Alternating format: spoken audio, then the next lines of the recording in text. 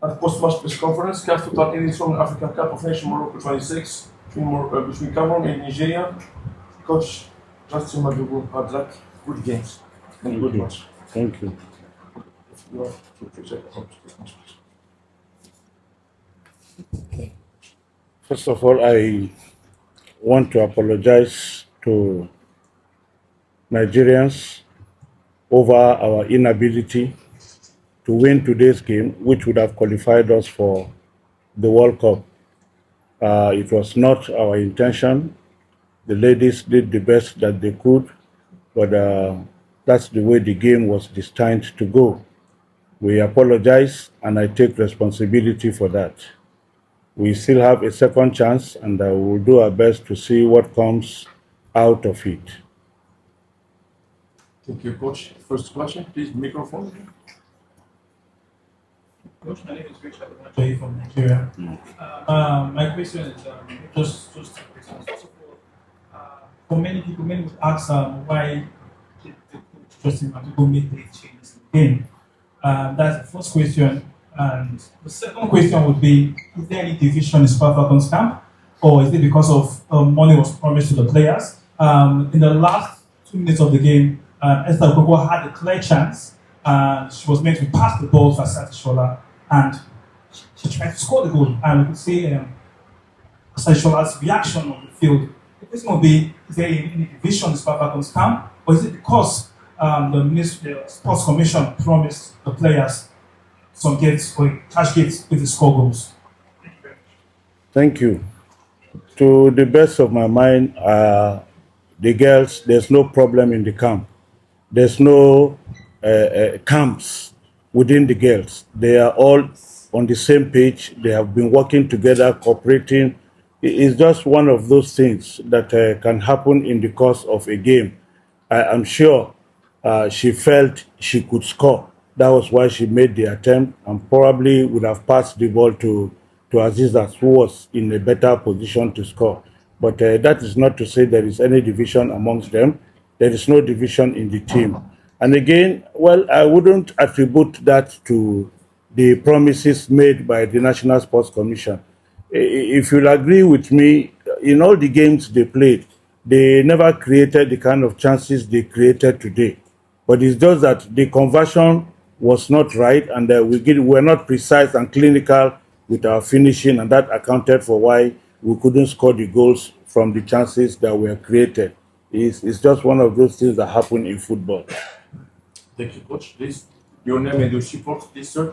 Good evening, everyone. My name is Nelly from Football Matters, Nigeria.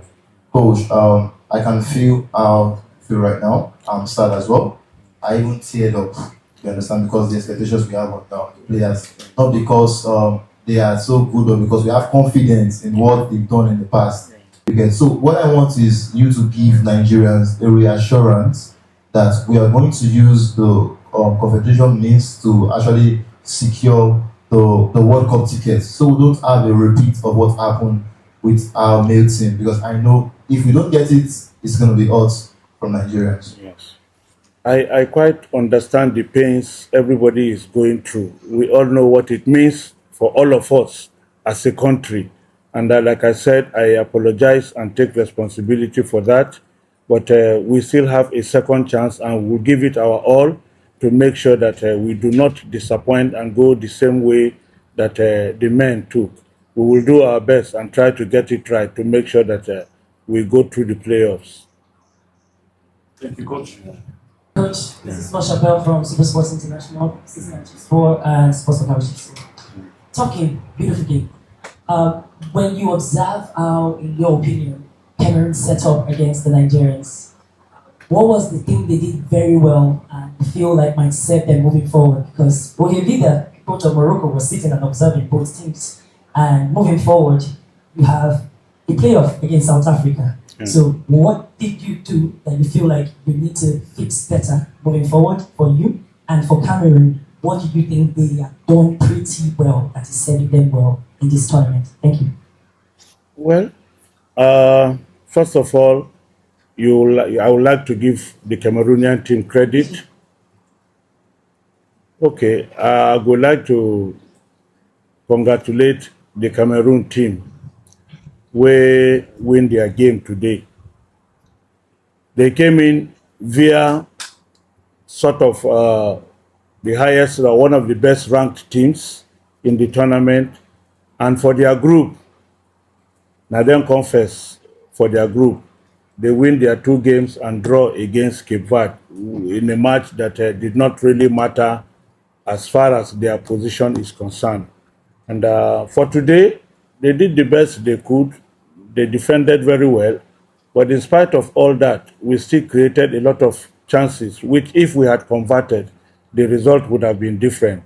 But that is not to say you take anything out from the effort, the energy they also expended in trying to make sure, say, they mad and get the result we then get. So I give them credit for it, and we see how it goes.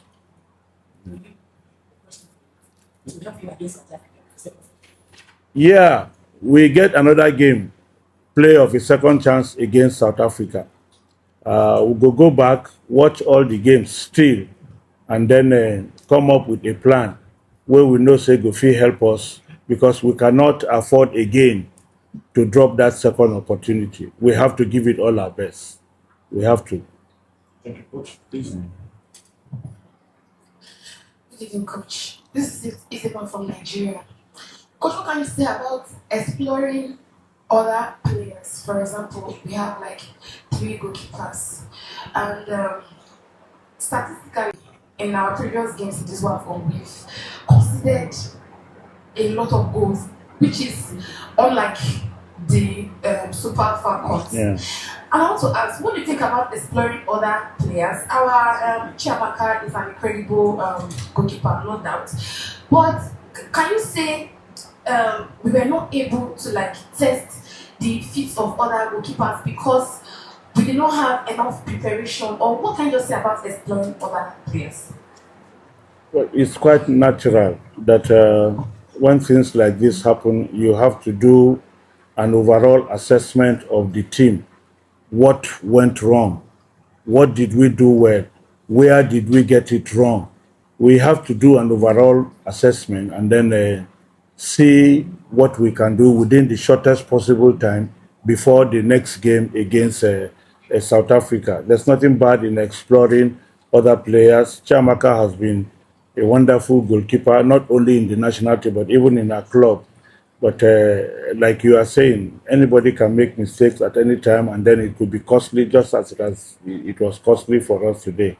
But that is not to say she's a bad goalkeeper. It's just one of those things that is meant to be. Thank you. We take 2 last questions, please. First. Good evening, Coach. I think I'm the Central Lagos, Nigeria. My question is, the whole of this tournament is considered a lot, and it's very unlike a Super Falcons. Yeah. How are we planning on fixing that? It's still work in progress. It's the same players that played last year that were not conceding goals. It's the same players, the same group of players. Only one person is missing, only Ashley Prompte. And Ashley was playing from even the left fullback position. It was only Ashley. So, I mean, it's something that we've been bothered, we've been worried about it. We've been doing a lot to try and fix all this. But like I said, it's just one of those things. And we still have to continue to work. It's still work in progress. As long as there is an opportunity for you to exploit, we cannot afford to relax. We have to go back and continue working to make sure that we fix whatever it is that has gotten us into the fix that we are in currently. Thank you, Coach. Please. Well done, Coach. My name is Sam Napa, and I write for Second News Nigeria. Coach, during the game, we noticed that in the first half, we struggled to break the Cameroonians, not from the wings, but from the zone 14, the middle of the pack. And if you look at the group stage, zone 14 is one place where the Cameroonians are vulnerable. Do you think Super Falcons had no plan B going into this game? Because almost all the chances we created came from the flanks. And looking against our next chance that we have, what should we expect from the girls? If we had converted those chances from the side, would the result have been the same? If we had converted the chances that came from the wings, would the result have been the same? Anyhow, you create opportunities is something that you need to take from whichever angle it comes. It could come from a set piece. They got a goal from a set piece, and it ended the game. So chances can come from different aspects of the game, not necessarily just through build-up play. It could come from any other angle that we were not able to penetrate. We still had chances, a few chances that were created through the middle, but they had a good game plan of trying to ensure that they block the central area, which assisted them. And we equally had our own plan of ensuring that we go through the wings, and we're still creating chances from those wings. It's not as if we didn't have a plan to ensure that we could also go through the middle. The chance Esther got, the final ball that came, it was not from the wing, it came through the middle. So sometimes when games, go like this, it has a different way of interpretation, and then you just have to take it the way it is. It was not our intention that the game should go the way it went. If we had been more clinical, the result would have been different, and we would not be looking at it from the angle from which we are looking at it. Going forward, like I said, as long as there is still an opportunity, we cannot afford to drop our guard. We will learn from this and go back and continue to work to make sure that we exploit the second chance that we have. We cannot give up. We must continue the fight. Thank you, Coach Justin Madugu. Thank you, ladies and gentlemen.